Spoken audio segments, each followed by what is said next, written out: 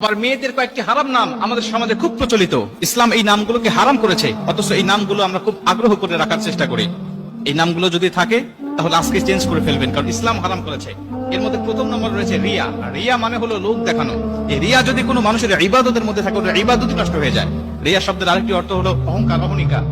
এটা যদি বাস্তব জীবনের উপরে প্রভাব পড়ে, বিশ্বনবী বলেছেন মানুষের নামের অর্থ, নামের প্রভাব তার বাস্তব জীবনের উপরে প্রভাব পড়ে, যার কারণে এটা দুনিয়া আখিরাত ভালো নাম হলে উজ্জ্বল করে দেয়, যদি এটা খারাপ নামের অর্থ বহন করে তাহলে দুনিয়া আখিরাত নষ্ট করে দেয়। এই জন্য অর্থবোধক নাম আমাদের রাখতে হবে, রিয়া নাম এটা রাখা যাবে না। দ্বিতীয় নম্বর হলো আসিফা। আসিফা নামের অর্থ হলো সে আফসোসকারী নারী। আফসোসকারী নারী বা হতাশাময় নারী। আফসোসকারী এই অর্থ যদি তার বাস্তব জীবনের উপর প্রভাব পড়ে, সারা জীবন তার আফসোস করতে যাবে, হতাশাময় জীবন তার কাটবে। এর জন্য আসিফা নামটা এটা রাখা যাবে না। তিন নম্বর যে নামটি রয়েছে সেটা হলো মান্তাসা। এটা বর্তমান সময়ে খুব জনপ্রিয় একটি নাম, মানুষেরা খুব আগ্রহ করে রাখে।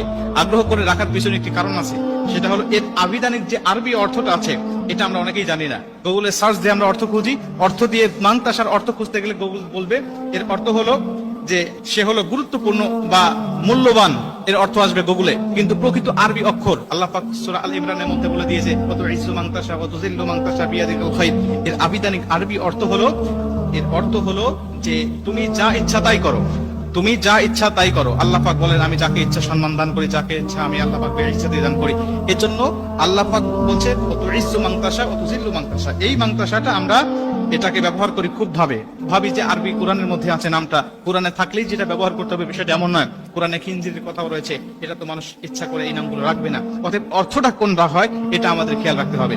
4 নম্বরে যে নামটি রাখতে আমাদের সমাজে দেখা যায় খুব, সেটা হলো মাসুমা। মাসুমা হলো চির নিষ্পাপ বা যার কোনো গুনাহ নেই। চির নিষ্পাপ এটা কোনো মানুষ হতে পারে না, নবীরা ছাড়া। একমাত্র চির নিষ্পাপ যার কোনো গুনাহ নাই, একমাত্র নবীরা। মানুষের কম বেশি গুনাহ থাকবে। অতএব এই নামের অর্থের দিক বিবেচনা করে উলামা একরামগণ, মুফাসসির, মুহাদ্দিসগণ বলেন যে এই নামটিও রাখা যাবে না। 5 নম্বরে যে নামটি সেটা হলো মারিদা বা মারিদা। এই মারিদা শব্দের অর্থ হলো অসুস্থ, অসুস্থ, রোগা। সে সবসময় অসুস্থ হয়েই থাকে, এরকম একটি অর্থ বহন করে। অতএব এর অর্থের প্রভাবটাও যদি মানুষের জীবনের উপর পড়ে তাহলে সে সবসময় অসুস্থ হওয়ার সম্ভাবনাই বেশি থাকবে। নবীজি বলছে নামের অর্থ এর প্রভাব মানুষের উপরে পড়ে। 6 নম্বরে আরেকটি নাম সেটা হলো সাহেরা।